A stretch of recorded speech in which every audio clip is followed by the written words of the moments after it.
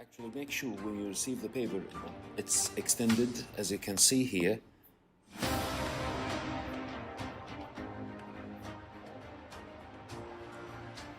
And the instructions, still many years without any change, but it's very important to read it before you start. And also make sure that this is the paper that you pay for, like it's 625 paper 2 variant 2 February March.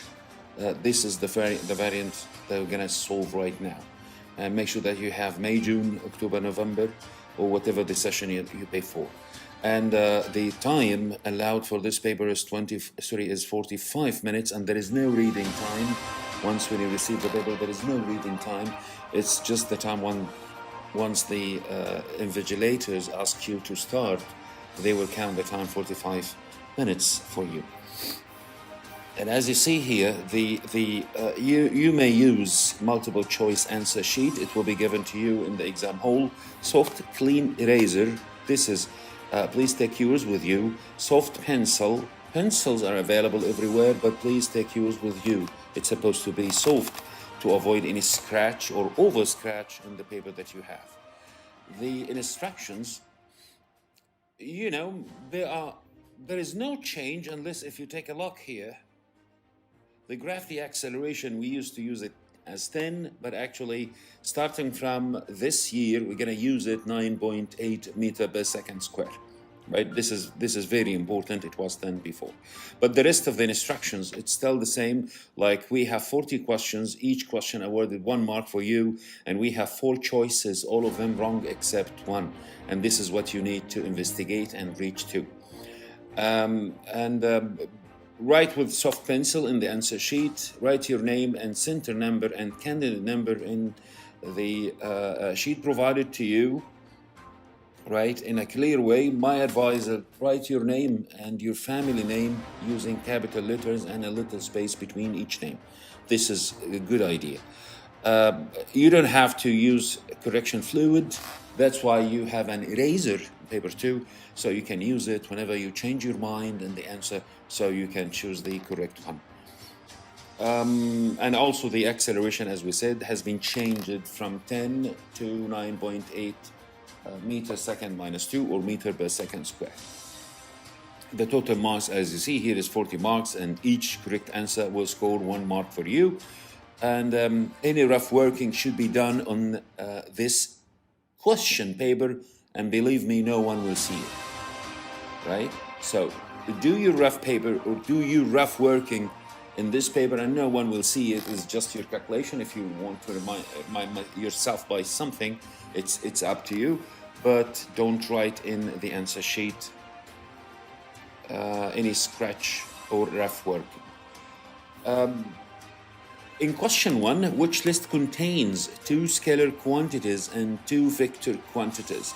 Let's discuss about that. Distance, speed, time, velocity. So I'm gonna start with slow rate, then I'm gonna increase my rate when I go over the questions. Like distance here, when it comes to scalar and vector, distance, it's not displacement. So I'm gonna say here, this is scalar. Speed, scalar. Time, it is scalar. Velocity, it's vector, because it has a direction, it's not speed. So again, force, it has direction, velocity has direction, distance is again, and the mass is S. So I'm sure the answer here will be B.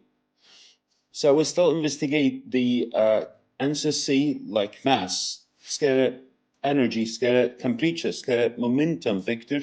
So it's not the right option because we need 2 and 2. D, this is vector, acceleration vector, momentum vector, and speed scalar. This is how it goes. So the right answer in question 1 is B.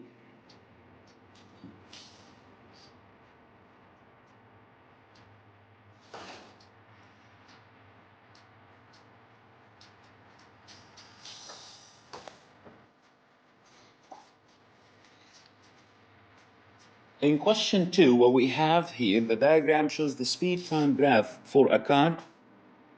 The question is, when I see speed time graph, I could know that, and the slope. could represent the acceleration, and the area under the graph represent the displacement or the distance covered by the body. So this is what jumped to my mind right now, and I can investigate through. So they said, which row describes the motion of the car at point X and at point Y? At point X, the speed is increasing, or the body is accelerating with a constant acceleration. So I'm going to say here, at rest, no. Moving with constant speed, no, it cannot be moving with constant speed, because actually constant here is wrong, because the speed is increasing. As you see, the graph is going up, and the speed is increasing. By passing the time, the speed becomes more. And in C, with changing speed, I can consider this is correct. Changing speed, this is also correct. So C and D, when it comes to point X, both are correct. Let's see at point Y, moving with constant speed. No, it cannot be constant here. Again, wrong. At rest, both are wrong, because the body is moving with a specific speed. You can see that speed here. So we have a speed here, and also by passing the time, this speed getting more. So moving with a constant speed.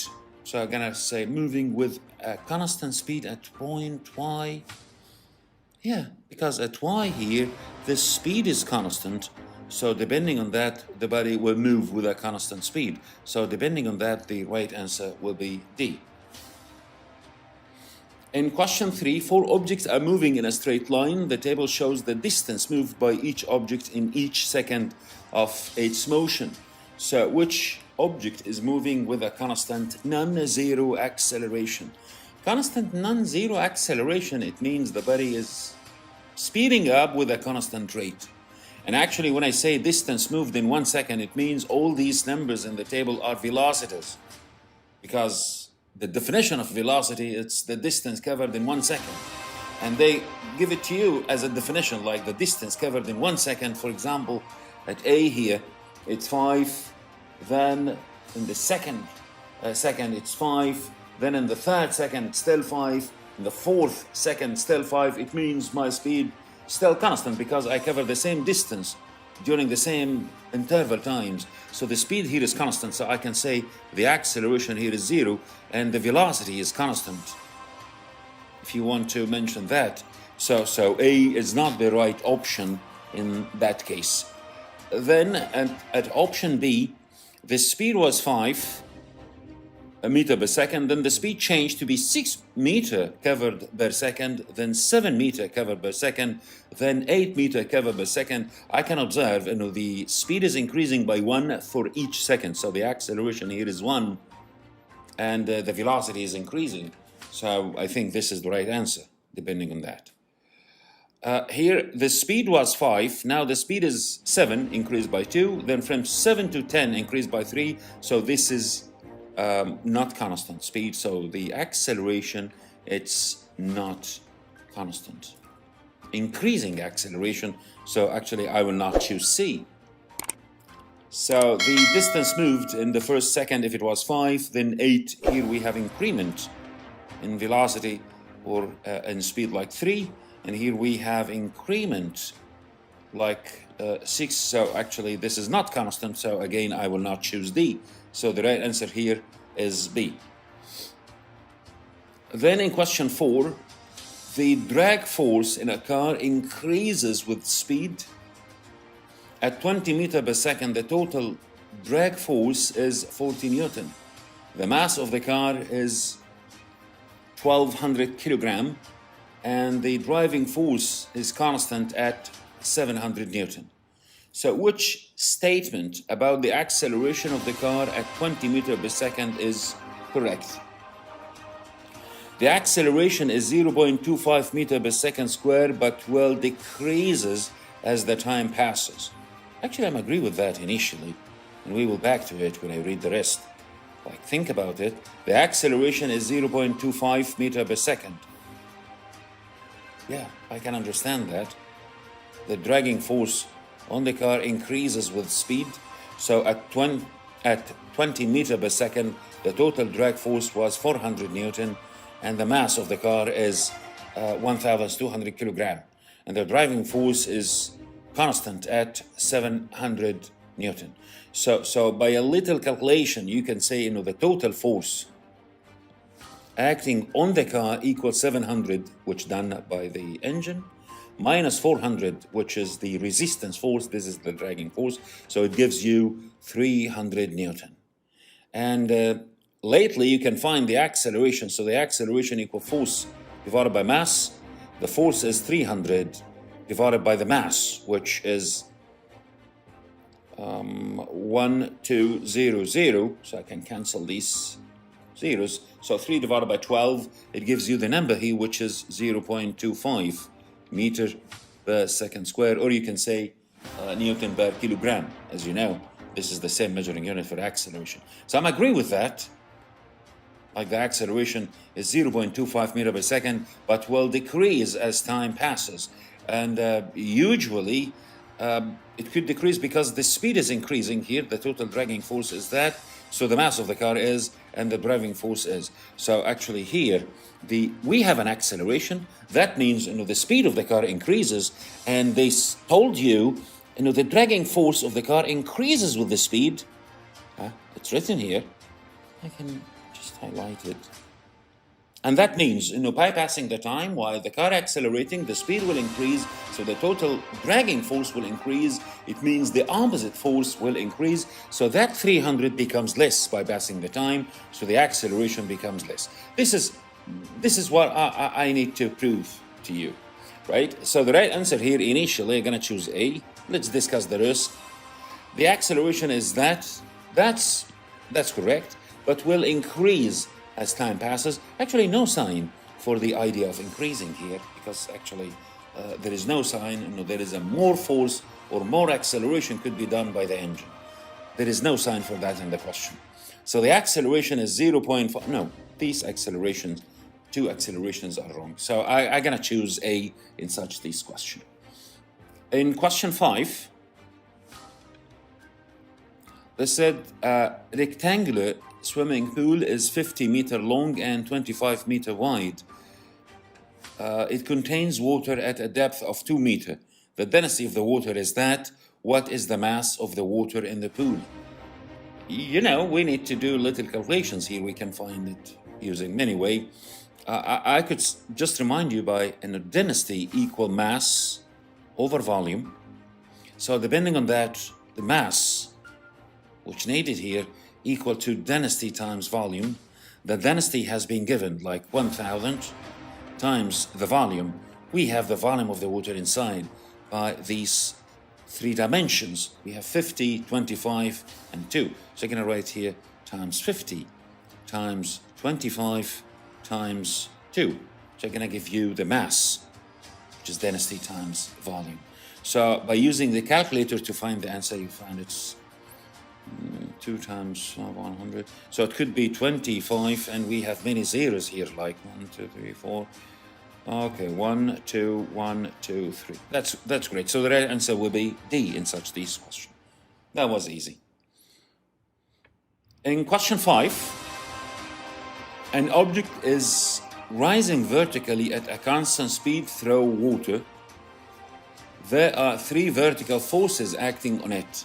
The weight, it should be the weight acting down, and the dragging force, D, and the upward force. So actually the upward force here, which is U, it should act in a direction which is up, right? It cannot be down, by the way. So U here, it's supposed to be up. Yeah, they wrote all in up. So which diagram shows the magnitude and the direction of the vertical forces acting on the object? The key word here, we say constant speed. When they say constant speed, vertically constant speed here, it means the velocity is constant and the speed is constant. It means the total force should be 0, right? So when you add the total force in all that, it should be 0. So let's think about the total force 0 for these answers. So for example, A, and for B, the total force up is 5, down is 1, so I will not choose B. For C, it's 2, up and 1, 3, both acting down, so I will not choose C again. For D, 3 up and 3 down, so I will choose D. So now let's investigate which one is correct, A or D. So they said here dragging force, dragging force D. The dragging force, it is a force against the motion. And they said, the body or the pole is moving up, so the dragging force should be down. So this direction here, it cannot be correct. This direction here, it cannot be correct. So I will not choose A at all, because the direction of the dragging force is wrong. I will choose D. In these cases, the dragging force acting down, the weight acting down to the center of the earth, and the upthrust force or the upward force acting up. This is exactly what we need. So the total force is 0. That's why it's moving vertically in one direction with a constant speed. So the right answer here will be D. In question 7, it seems like balance. Let's see what we have here. 2 boys of equal weight sit on one side of a seesaw, as shown. Their father, of weight 1000 newtons, sits on the other side. The seesaw is balanced and is being used so that it moves up and down. That's fine. During one part of the cycle, the father descends through a distance of 40 centimeters. So let me write that down. So the father will go down here like 40 centimeters. And on the same time, the boy nearest the pivot rises through 20 centimeters. So here it's going to be 20 centimeters. And while the other boy rises through 80 centimeters. So because of the difference here, I can understand that. So this boy will move higher with around 80 centimeters. That's fine. That's great. Then what is the weight of each boy? They didn't give you the distance to the pivot, so that's why please think in another way. We can find out the distances, but it needs to find some calculations here. I don't like this way. It takes time. But the only way that we can say here, the lose in potential energy for the father, it will be gain for the 2 kids. Like for the father, it will lose energy like mgh. So I'm going to write the mass of the father. The father here is, the mass of the father here is, or mg directly, it's 1000. So I'm going to write 1000 here. This is the weight of the father. This is the weight of the father times the gravity acceleration, so mgh, times the height, which is 40 centimeters. So I'm going to keep using centimeter here. Times 40, equal to mgh for the kids. So I'm going to write here mgh here is 20 for the first kid, plus mg, the same m and the same g for sure, for the second kid. And write 80 centimeters here. So we have one equation with one unknown. It could be great if you find it, like 1000 times 440, it gives you 40,000, equal to mg times 20 plus mg times 80. It gives you directly, when I take mg as a common factor and add them, it gives you 100 mg. So depending on that, the mass of each boy equal to 40,000 divided by 100 times g, and g is 9.81. Please use that. So 40 divided by 100 times that number, it's gonna give you, if you use your calculator, it could give you around 400. But in this case, we almost use the gravity acceleration like 10. But this is the nearest answer when it comes to the general law for sig fig and decimal places. So I'm going to use B here, because B is the nearest answer.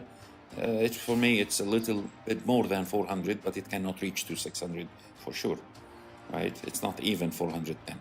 So the right answer here will be 400. I hope it's clear. This is the easiest way that we can do here. In question 8, we have a student measures the length of a spring. She then attached different weights to the spring.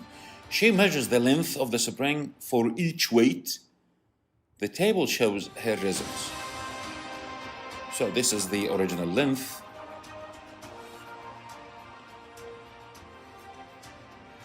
And when I add 1 Newton, the length increased a little, and so on for the rest of the weights. So what's the extension of the spring with a weight of 3 Newton? Attach it to it. That's easy. Like, go directly to 3. And the length, when we attach 3 Newton, was 533. Please subtract the original length.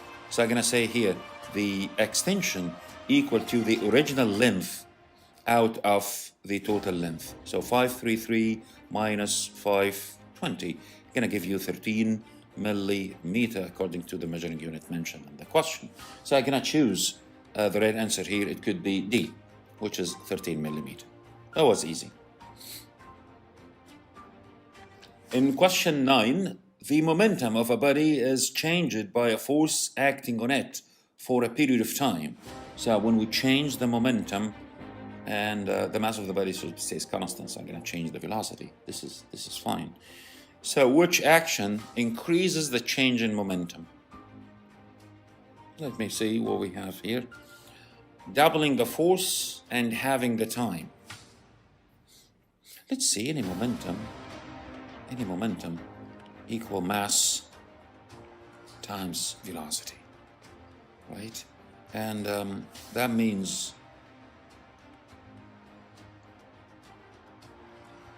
we have change in momentum, so it's gonna be like if the velocity changes, so the change in momentum equal change in mv, right? Change in momentum divided by time, it gives you the force, and also F equal change in momentum divided by time, so that means m dot v divided by t. So let's see what we have here. So the change and momentum itself equal force times time. This is the impulse. I agree with that. So they said which action increase the change in momentum? Doubling the force and having the time, it means if we double the force and have the time, it means we did nothing. So it cannot be A at all because it gives you the same change in momentum. No doubt, it could be the same. Doubling the force for the same time, yes. Doubling the force for the same time, it means, I'm gonna make this F 2F, and the time is still the same. So in this case, the change in momentum will increase. So initially, you're gonna choose B. In question 9 again, C, having both the force and the time. If we have the force and the time, it will not increase the momentum, it will decrease it. So this is also wrong. Having the force and doubling the time, it's the same effect like A, it gives you no change. So I will not choose D again. So the right answer in question 9 is B, as we choose. In question 10, before we go to a little break, the equation used to find the change in gravitational potential energy for an object can be written as delta EB equal Y times Z times change in H. Change in momentum equal mgh, or mg change in h. M here is the mass, g is the gravity acceleration. So I'm agree with that initially. A is correct. Gravitational field strength, this is correct. Density no. Density no. Speed no. Speed no. Mass no. So actually the right answer, depending on that, it could be A for question 10. In question 11, a machine has a power